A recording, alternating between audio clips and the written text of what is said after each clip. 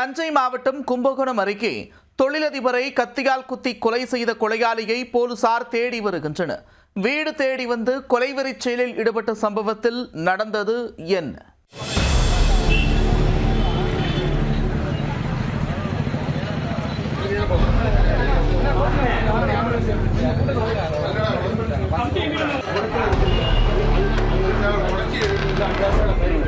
வீட்டு வாசலில் அமர்ந்திருந்த தொழிலதிபர் கத்தியால் குத்தி கொடூரமாக கொலை செய்யப்பட்டுள்ளார்.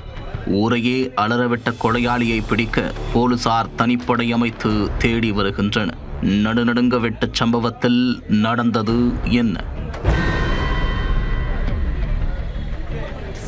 தஞ்சை மாவட்டம் கும்பகோணம் அருகே உள்ள மாத்தூர் மெயின் ரோடு பகுதியில் SKR நகை அடகு கடை நடத்தி வருபவர் கனகராஜ்.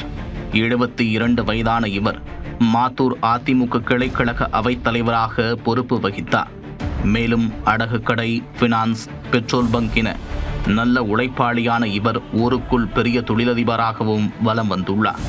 சனிக்கிழமை இரவு வீட்டு திண்ணையில் அமர்ந்திருந்த போது அங்கு வந்த மர்ம நபர் கனகராஜுடன் பேச்சு கொடுத்துள்ளார். திடீரென மறைத்து வைத்திருந்த கத்தியை எடுத்து அவர் கனகராஜை சரமாரியாக குத்தி உள்ளார். இதில் இரத்த வெள்ளத்தில் சரிந்த கனகராஜ் வீட்டு திண்ணையில் துடிதுடித்து உயிரிழந்தார்.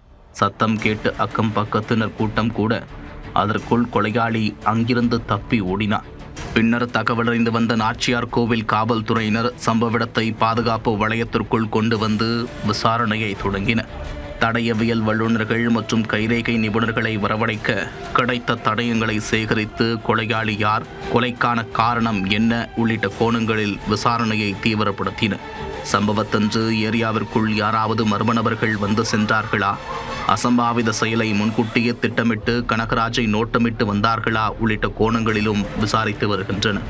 மறுபுறம் அரசியல் உட்கட்சி பிரச்சனை அல்லது பணம் கொடுக்கல் வாங்கலிலும் திட்டமிட்டு கனகராஜை தீர்த்து கட்டியிருக்கலாம் என்ற சந்தேகமும் எழுந்துள்ளது. இதனையடுத்து திருவிடைமருதூர் DSP ராஜு தலைமையில் போலீசார் தனிப்படை அமைத்து தேடி வரும் நிலையில் கொலையாளி பிடிபட்ட பின்னரே தொழிலதிபர் கொலைக்கான உண்மை பின்னணி குறித்து தெரிய வரும்.